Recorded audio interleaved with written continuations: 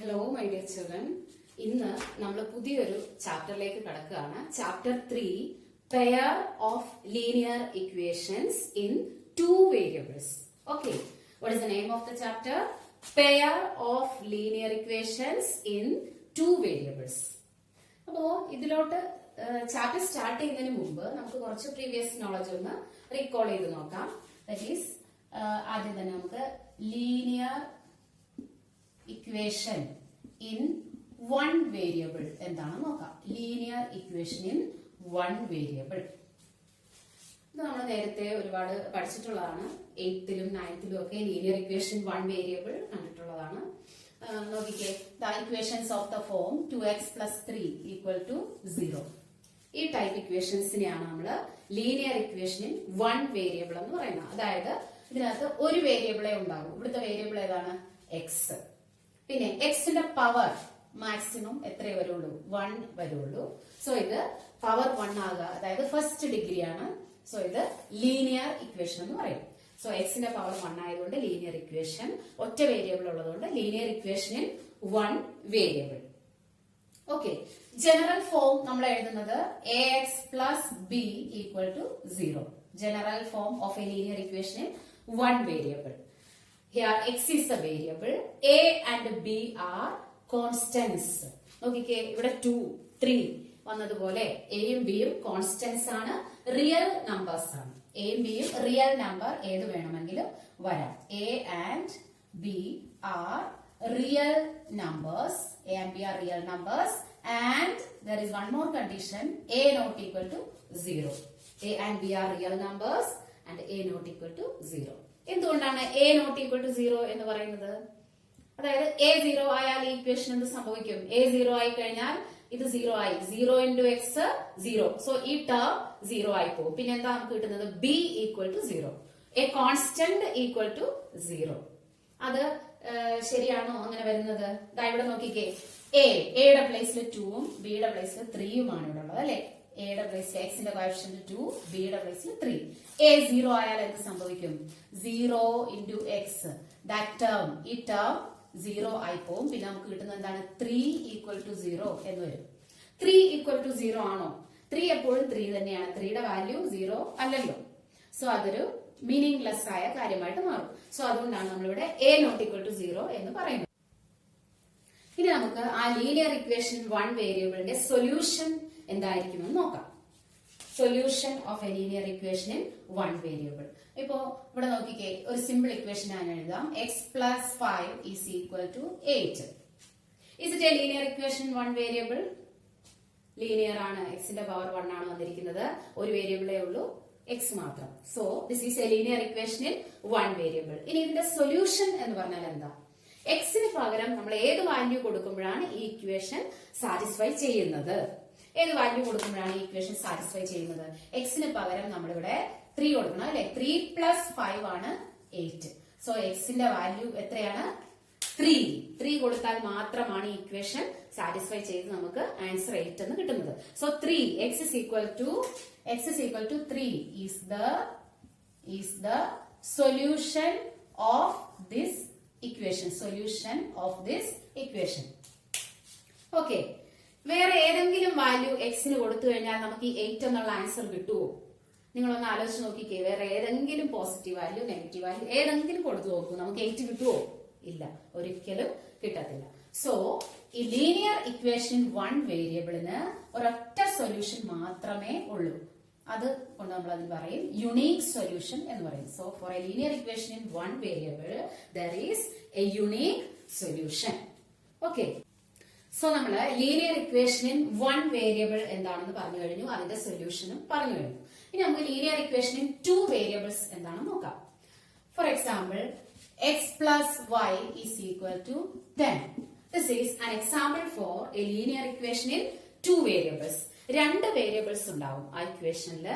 Linear equation ആണ്. എക്സിന്റെയും രണ്ട് വേരിയബിൾസിന്റെയും power maximum 1 ആയിരിക്കും. ആ ടൈപ്പ് ഇക്വേഷൻസ് ആണ്. അതിന്റെ ജനറൽ ഫോം നമ്മൾ എഴുതുന്നത് ax + by + c = 0. Where a, b and c are real numbers. a, b, c are real numbers. A B not both 0. A, B not both 0. അത് നമുക്ക് symbolic ഫോമിൽ എഴുതാൻ പറ്റുന്നത് a square plus b square not equal to 0. നോക്കിക്കേ, രണ്ട് variables ഉണ്ടാവും, എക്സും വൈയും. ഏത് വേറെ ഏതെങ്കിലും ലെറ്റർ ആയാലും കുഴപ്പമില്ല. പിന്നെ എ ബി സി അത് കോൺസ്റ്റൻസ് ആണ്, റിയൽ നമ്പേഴ്സ്. റിയൽ നമ്പേഴ്സ് ഏത് വേണമെങ്കിലും വരാം എയുടെയും ബിയുടെയും സ്ഥാനത്ത്. പിന്നെയോ എയും ബിയും ഒരുമിച്ച് 0 ആവാൻ പാടില്ല. അതെന്തുകൊണ്ടാ? എയും ബിയും 0 ആയാൽ എന്ത് സംഭവിക്കും? ഈ ഇക്വേഷനിൽ ഈ ടേം 0 ആയി പോകും. 0 into x 0. ഈ ടേമും 0 ആവില്ലേ? 0 into y 0. പിന്നെ എന്ത് മാത്രമാവും? c equal to 0. നേരത്തെ നമ്മൾ പറഞ്ഞതുപോലെ ഒരു കോൺസ്റ്റന്റ് 0യോട് ഈക്വൽ ആണെന്ന് വരും. അത് തെറ്റായ കാര്യമല്ലേ? സോ അതുകൊണ്ടാണ് a not equal to 0, b not equal to 0 എന്ന കണ്ടീഷൻ എഴുതിയിരിക്കുന്നത്. അത് സിംബോളിക് ഫോമിൽ നമ്മൾ എഴുതുന്നതാണ് a square plus b square not equal to 0. Okay, ഇനി നമുക്ക് ഇതിന്റെ സൊല്യൂഷനിലേക്ക് പോവാം. Solution of linear equation in 2 variables. Consider this equation x plus y is equal to 10. Linear equation in 2 variables ആണല്ലോ. ഓക്കെ, ഇനി ഇതിന്റെ സൊല്യൂഷൻ എന്ന് പറഞ്ഞാൽ എക്സിന്റെയും വൈയുടെയും വാല്യൂസ് അത് ഈക്വേഷൻ സാറ്റിസ്ഫൈ ചെയ്യണം. ഇവിടെ ആണെങ്കിൽ നമുക്ക് അത് ആഡ് ചെയ്യുമ്പോൾ 10 കിട്ടണം. അങ്ങനെ ഏതെങ്കിലും വാല്യൂസ് നിങ്ങൾക്ക് പറയാൻ പറ്റുമോ? നോക്കിക്കേ, when x is equal to 6 and y is equal to 4, 6 plus 4 is equal to 10 കിട്ടില്ലേ? So x is equal to 6, y is equal to 4 is a solution of this equation. അത് മാത്രമേ ഉള്ളൂ ഇവിടെ സൊല്യൂഷൻ ആയിട്ട്. x is equal to 5, y is equal to 5 add ചെയ്താലും നമുക്ക് 10 കിട്ടുമല്ലോ. 5 plus 5 10 കിട്ടില്ലേ? സോ another solution ആണ്. ഇനിയോ ഇത്രയേ ഉള്ളോ? തീർന്നോ? ഇല്ല, വീണ്ടും ഉണ്ട് അല്ലെ. x is equal to 8, y is equal to 2, another solution ഇല്ലേ? Then x is equal to 11, y is equal to x 11 ആകുമ്പോൾ y എന്തായാലും നമുക്ക് ആഡ് ചെയ്യുമ്പോൾ 10 കിട്ടും. y is equal to -1 ആയാൽ പോലെ 11 plus -1, what is answer? 10. So ഇങ്ങനെ ഒരുപാട് സൊല്യൂഷൻസ് നമുക്ക് എഴുതാൻ കഴിയും. ലീനിയർ ഇക്വേഷൻ 2 വേരിയബിൾസിന് ഒരുപാട് സൊല്യൂഷൻസ് ഉണ്ട്. That is infinitely many solutions. Infinitely many solution എന്ന് നമ്മൾ പറയും. ഒന്നോ രണ്ടോ സൊല്യൂഷൻ അല്ല, there are so many solutions or infinitely many solutions. Okay, അപ്പോ അത്രയും കാര്യങ്ങൾ പഠിച്ചതിന് ശേഷം ഇനി നമുക്ക് നമ്മുടെ ചാപ്റ്ററിലേക്ക് കിടക്കാം. Pair of linear equations in 2 variables. ഇവിടെ നോക്കിക്കേ, ലീനിയർ ഇക്വേഷൻസ് ഇൻ 2 വേരിയബിൾസ് നമ്മൾ തൊട്ട് മുമ്പ് പറഞ്ഞു. Equations of the form ax plus by plus c equal to 0. Pair ആ ടൈപ്പ് രണ്ട് equations. Okay, pair means 2, isn't it? So a pair of linear equations in 2 variables. So same 2 variables, x, y ആണ് first ഇക്വേഷനിലെ variables. അത് തന്നെയാണ് second ഇക്വേഷനിലെയും variables. രണ്ടും linear equations in 2 variables ആണ്. Here a1, a2, b1, b2, c1, c2 coefficients, isn't it? They are real numbers. നമ്മുടെ number ലൈനിൽ ഏത് number വേണമെങ്കിലും ആവാം. പിന്നെയോ a1 square plus b1 square not equal to 0. That means a1 b1 not both 0. a1 ഉം b1 ഉം ഒരുമിച്ച് 0 ആവാൻ പാടില്ല. 0 ആയാൽ ഈ ഇക്വേഷൻ ഇത് ഈ ടേം 0, ഇത് 0, പിന്നെ എന്താവും? c1 equal to 0 എന്നാവും. ഇപ്പൊ നമ്മള് 8 equal to 0 എന്ന് പറയുന്നത് പോലെ അത് ശരിയല്ലല്ലോ, 8 equal to 0 എന്ന് പറയുന്നത്. സോ അതുകൊണ്ടാണ് അങ്ങനെ കണ്ടീഷൻ പറഞ്ഞിരിക്കുന്നത്. Similarly, a2 square plus b2 square not equal to 0. ഇവിടെയും അങ്ങനെ രണ്ടും 0 ആവാൻ പാടില്ല. x and y are the variables. Same variables ആയിരിക്കണം. ഇവിടെ xy ആണെങ്കിൽ ഇവിടെയും xy ആയിരിക്കണം. സോ ഇതാണ് pair of linear equations in 2 variables. Okay, ഇനി നമുക്ക് ഈ സൊല്യൂഷനിലോട്ട് കിടക്കാം. Pair of linear equations in 2 വേരിയബിൾസിന്റെ സൊല്യൂഷൻ. ഓക്കെ, നമ്മുടെ ലീനിയർ ഇക്വേഷൻ ഇൻ 1 വേരിയബിളിന്റെ സൊല്യൂഷൻ എങ്ങനെയായിരിക്കും എന്നാ പറഞ്ഞത്? ഒരൊറ്റ സൊല്യൂഷൻ മാത്രമേ കാണൂ, unique solution. Linear equation in 2 variables ആണെങ്കിൽ there are infinitely many solutions എന്ന് പറഞ്ഞു. ഇനി pair of linear equation in 2 variables ആണെങ്കിൽ സൊല്യൂഷൻ എങ്ങനെയായിരിക്കും എന്ന് നമുക്ക് നോക്കാം. Consider these 2 equations, pair of linear equations in 2 variables. Okay, ഇതിന്റെ ഈ ഒരു പെയറിന്റെ സൊല്യൂഷൻ എന്ന് പറഞ്ഞു കഴിഞ്ഞാൽ values of x and y which satisfy both equations. രണ്ട് ഇക്വേഷനെയും ഒരുപോലെ സാറ്റിസ്ഫൈ ചെയ്യുന്ന എക്സിന്റെയും വൈയുടെയും വാല്യൂ ആണ് solution of A pair of linear equations in two variables. Okay, ഇവിടെ അങ്ങനെ ഒരു സൊല്യൂഷൻ നിങ്ങൾക്ക് പറയാൻ കഴിയുമോ? ആഡ് ചെയ്യുമ്പോൾ നോക്കിക്കേ, സിമ്പിൾ ഇക്വേഷൻ ആണ് ഞാൻ ഇവിടെ എഴുതിയിരിക്കുന്നത്. ആഡ് ചെയ്യുമ്പോൾ 6 കിട്ടണം, എക്സിൽ നിന്ന് y സബ്ട്രാക്ട് ചെയ്യുമ്പോൾ 2 കിട്ടണം. Which are the two numbers? പറയാമല്ലോ. x is equal to 4 and y is equal to 2. ശരിയാണോ? 4ഉം 2ഉം കൂടെ ആഡ് ചെയ്യുമ്പോൾ നമുക്ക് 6 കിട്ടും. 4ൽ നിന്ന് 2 സബ്ട്രാക്ട് ചെയ്താൽ 2 കിട്ടും. So this is x is equal to 4, y is equal to 2 is a solution of this pair of linear equations in two variables. Okay, അപ്പൊ എന്താണ് സൊല്യൂഷൻ കൊണ്ട് മീൻ ചെയ്യുന്നത് നിങ്ങൾക്ക് മനസ്സിലായി കാണുമല്ലോ. രണ്ട് ഇക്വേഷനെയും ഒരുപോലെ സാറ്റിസ്ഫൈ ചെയ്യുന്ന എക്സിന്റെയും വൈയുടെയും വാല്യൂ. ഓക്കെ, ഇനി ഈ സൊല്യൂഷൻ ഇവിടെ ഇപ്പോ 4, 2 സൊല്യൂഷൻ കിട്ടിയില്ലേ? വേറെ ഏതെങ്കിലും രണ്ട് നമ്പേഴ്സ് പറയാമോ നിങ്ങൾക്ക്? ആഡ് ചെയ്യുമ്പോൾ 6ഉം സബ്ട്രാക്ട് ചെയ്യുമ്പോൾ 2ഉം കിട്ടുന്നത് വേറെ ഏതെങ്കിലും നമ്പേഴ്സ് എക്സിനും വൈക്കും വേറെ ഒരു വാല്യൂ കൂടെ പറയാൻ കഴിയുമോ? ഇല്ല, വേറെ ഒരു വാല്യൂ നമുക്കിവിടെ ഇല്ല. പക്ഷേ ചില ഇക്വേഷൻസ്, ചില പെയർ ഓഫ് ഇക്വേഷൻസ് വരുമ്പോ നമുക്ക് വേറെ സൊല്യൂഷൻസ് ഉണ്ടാവും. ചിലത് സൊല്യൂഷനേ കിട്ടാതെ വരും. അപ്പോ ഇവിടെ നോക്കിക്കേ, നമുക്ക് solution of A pair of linear equations in two variables എന്ന് പറയുമ്പോൾ അത് 3 രീതിയിൽ വരാം. ഏതൊക്കെയാണെന്ന് നമുക്ക് നോക്കാം. ഫസ്റ്റ്, ഇപ്പൊ നമ്മൾ കണ്ടതുപോലെ ഒരൊറ്റ സൊല്യൂഷൻ. ഇപ്പൊ നമ്മള് 4ഉം 2ഉം സൊല്യൂഷൻ എഴുതിയില്ലേ? അതേപോലെ ഒരു യുണീക് സൊല്യൂഷൻ ആവാം, ഒരൊറ്റ സൊല്യൂഷൻ മാത്രം. ചിലപ്പോ ഇൻഫിനിറ്റ് സൊല്യൂഷൻസ് ഉണ്ടാവും. ഇൻഫിനിറ്റ്ലി മെനി സൊല്യൂഷൻസ് ഉണ്ടാവാം. ചിലപ്പോ സൊല്യൂഷൻ ഇല്ലാതെ വരാം. No solution.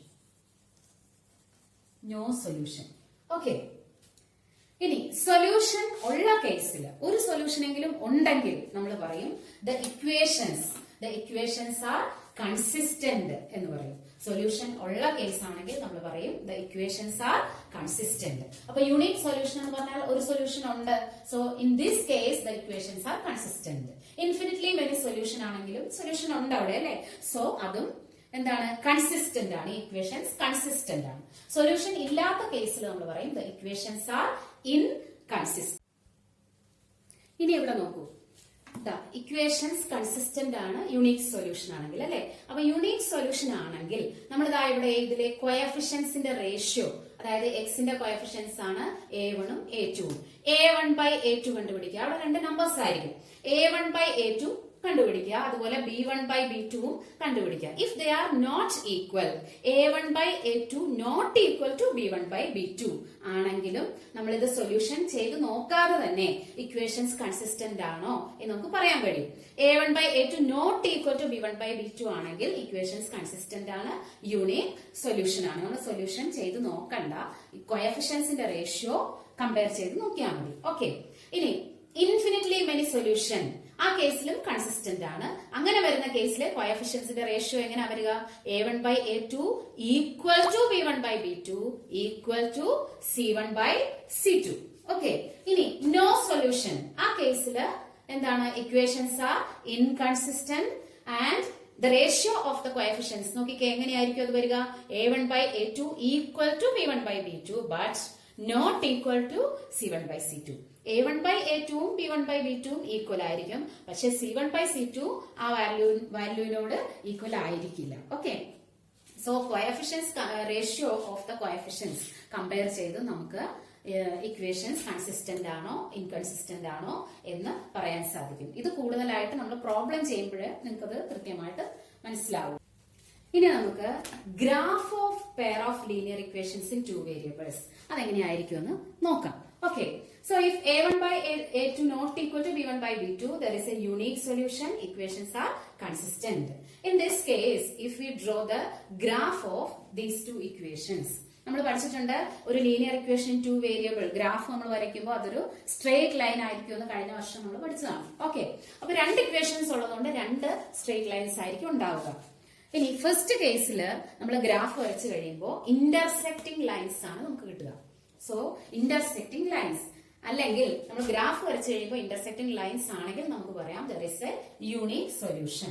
Okay, and equations are consistent. Second case, if these ratios are equal, a1 by a2 equal to b1 by b2 equal to c1 by c2, infinite solution ആണ് നമ്മൾ പറഞ്ഞു കഴിഞ്ഞു. Equations consistent ആണ്. Graph വരച്ചു കഴിയുമ്പോൾ നമുക്ക് കിട്ടുന്നത് coincident lines ആയിരിക്കും. That means the lines coincide, അതായത് ഒരു ലൈൻ നമ്മൾ ഒരെണ്ണത്തിന്റെ ഒരു ഇക്വേഷന്റെ ഗ്രാഫ് വരച്ചിട്ട് അടുത്തത് നമ്മൾ പ്ലോട്ട് ചെയ്യുമ്പോൾ അതിന്റെ പുറത്തുകൂടെ തന്നെ ആയിരിക്കും പോയിന്റ്സ് വരുന്നത്. സെയിം ലൈൻ ആയിരിക്കും വരുന്നത്. സോ ഒന്നിന് പുറത്ത് ഒന്നായിട്ട് നമുക്ക് തോന്നും. അതാണ് കോഇൻസിഡന്റ് ലൈൻസ്. ഓക്കെ, ഇനി ഗ്രാഫ് വരച്ചിട്ടാണ് നമ്മളിത് ചെക്ക് ചെയ്യുന്നതെങ്കിൽ ഗ്രാഫ് വരച്ചു കഴിയുമ്പോൾ കോഇൻസിഡന്റ് ലൈൻസ് ആണെങ്കിൽ നമുക്ക് പറയാം ഇക്വേഷൻസ് കൺസിസ്റ്റന്റ് ആണ്, ഇൻഫിനിറ്റ്ലി മെനി സൊല്യൂഷൻസ് ആണെന്ന് പറയാം. ഓക്കെ, ഇനി അടുത്ത കേസ് നോ സൊല്യൂഷന്റെ കേസ്. നമ്മളിത് ഓൾറെഡി പറഞ്ഞു കഴിഞ്ഞു.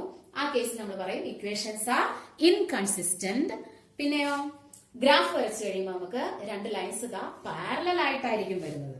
നോ സൊല്യൂഷന്റെ കേസിൽ ആ ലൈൻസ് തമ്മിൽ ടച്ച് ചെയ്യുന്നേ ഇല്ല. ടച്ച് ചെയ്യുമ്പോൾ മാത്രമാണ് സൊല്യൂഷൻ ഉള്ളത്. അപ്പൊ ടച്ച് ചെയ്യാതെ